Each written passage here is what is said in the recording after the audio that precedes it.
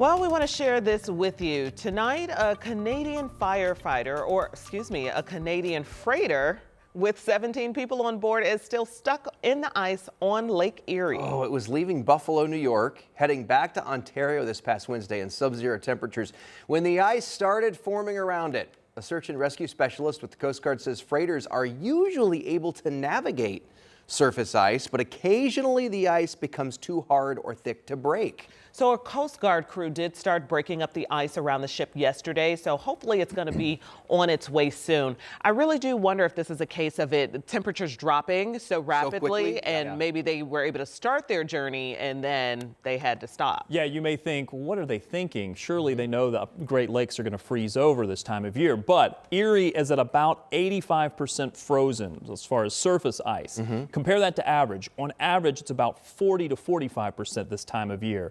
So they were certainly thinking that on average, yes, it is navigable this time of year, but it is exceptionally ice covered at this point. And keep in mind, this is something I just was kind of doing some research on.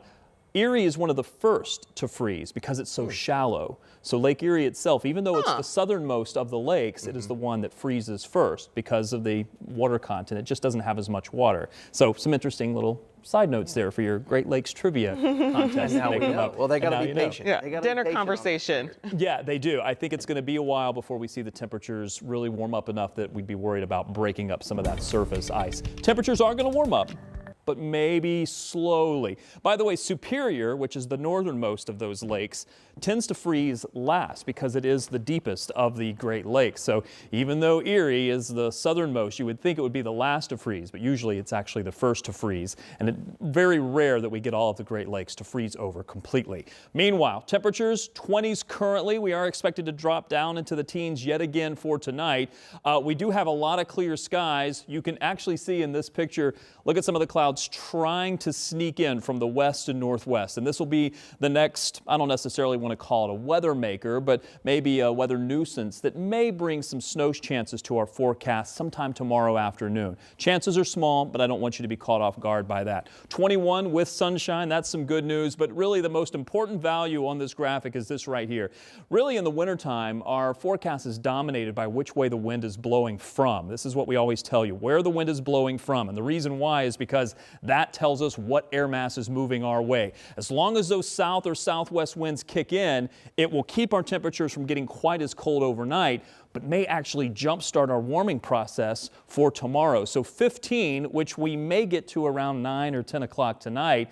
And then as the clouds move in, keeping a bit of a blanket on us, those southwest winds kick in and the temperatures will warm right up. You'll see it in this. Future Track is really handling this pretty well, dropping the temperatures into the teens through tonight, maybe 10 or 11 o'clock. We're sitting 15, 16, 17 degrees.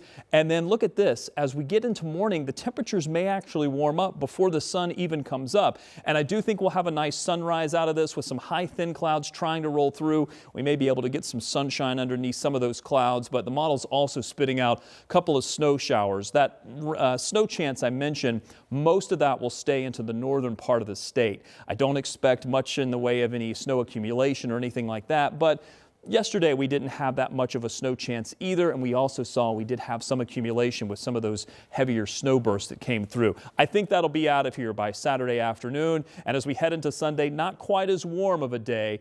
We'll certainly get up closer to 30 degrees, but not much more than that. I think it's just going to be a cold Sunday compared to Saturday especially. We do warm up as we head into next week. I expect the temperatures to get close to 40 for Monday, Tuesday, and Wednesday, and we should be able to see some sunshine. I even added a little bit more sunshine in for Thursday and even into Friday. It does appear that there may be some system on the far end horizon of the 7-day forecast, but that's far enough out that we just watch the pattern, but we don't talk specifics of it just yet.